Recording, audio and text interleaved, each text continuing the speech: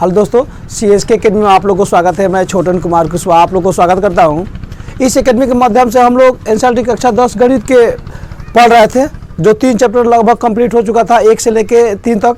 आज हम लोग इसके बाद बच्चों लोग को कमेंट और ऑफलाइन जो बच्चे क्लास लेते हैं उन लोग का टारगेट था कि सर साइंस भी शुरुआत किया जाए, इसके भी साथ लेके चला जाए। तो साइंस का जो बेसिक जानकारी है कक्षा 10 के लिए, तो बिहार बोर्ड से संबंधित कक्षा 10 के लिए बिहार बोर्ड से संबंधित तो रामबाण है। ये तो पूरा का पूरा जो एग्जाम में क्वेश्चन आता है उससे कक्षा 12 के लिए भी जरूरी है और सभी प्रतियोगी परीक्षा के लिए भी जरूरी है। तो इसका जो पहला टॉपिक है वह टॉपिक है प्रकाश। प्रकाश है क्या? देखिए, प्रकाश ऊर्जा का यह रूप है, एक ऊर्जा का रूप है जो हमेशा सीधी रेखा में गमन करता है। इसकी उपस्थिति में सभी वस्तुएं क्या होती है? दृश्यमान होती है।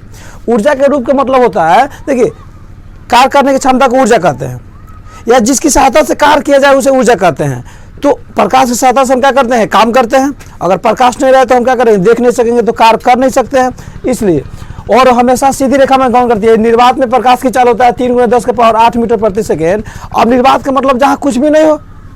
अब यहाँ देखिए, इसके स्रोत है, प्रकाश कहाँ से उत्पन्न होता है? इसके 2 स्रोत है, दीप्त स्रोत और अदीप्त स्रोत। दीप्त स्रोत वे पदार्थ जो स्वयं प्रकाश को उत्सर्जित करते हैं उसे दीप्त पिंड कहते हैं या दीप्त स्रोत कहा जाता है। जैसे सूर्य, तारे, दीपक, विद्युत बल्ब ये क्या करते हैं? स्वयं प्रकाश उत्सर्जित करते हैं।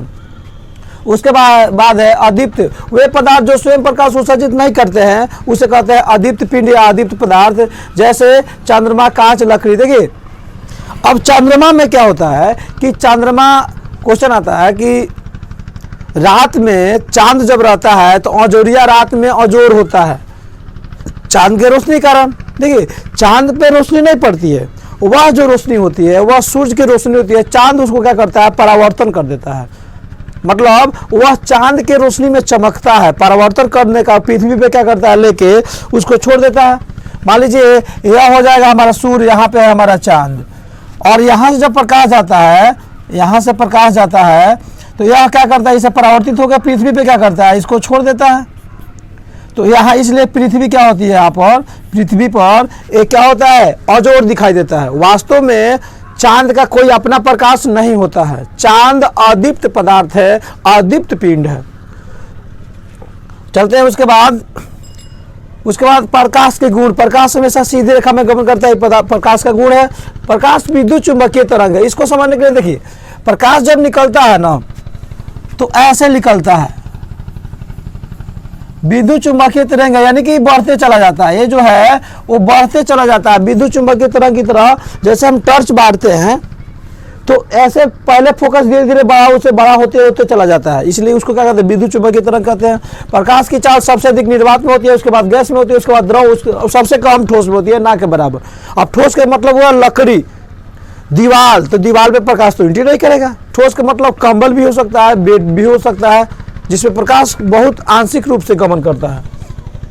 उसके बाद है प्रकाश के परावर्तन और अपवर्तन। देखिए, परावर्तन का मतलब होता है टकरा के लौट जाना। प्रकाश किसी चमकीली सतह से टकरा के लौट जाना परावर्तन होता है। और अपवर्तन मतलब घुस जाना उसके अंदर, मतलब एक माध्यम से चल रही है दूसरे माध्यम में घुस जाना, वो अपवर्तन होता है, जो आगे के वीडियो में अभी जस्ट मिलने वाला है। प्रकाश के परावर्तन अपवर्तन में इसकी उपस्थिति में वस्तुएं दृश्यमान होती है।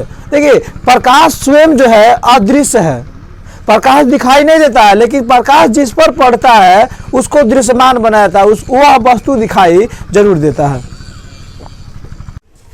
देखिए, इसके बाद आता है हमारा किरण। प्रकाश के गमन पथ की दिशा को क्या कहते हैं? किरण कहते हैं। जिस रास्ते से प्रकाश जाता है, पथ मतलब होता है रास्ता, और गर्म मतलब होता है चलना, तो जिस रास्ते प्रकाश जाता है उसे क्या कहते हैं? हम किरण कहते हैं।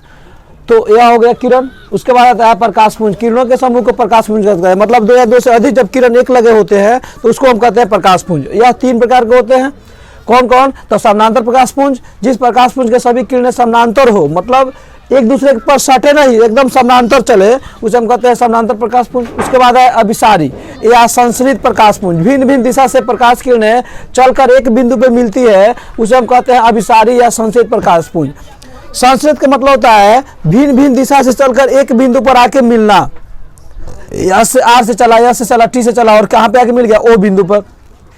उस तरह आता है अपसारी या अपसरित प्रकाशपुंज। जब प्रकाश किरणें एक बिंदु से चलकर भिन्न भिन्न दिशा में फैल जाती है उसे अपसरित या अपसारी प्रकाशपुंज कहते हैं। यानी एक बिंदु से यहाँ से ओ से चल रहा है, भिन्न भिन्न दिशा में क्या हो रहा है, फैल जा रहा है।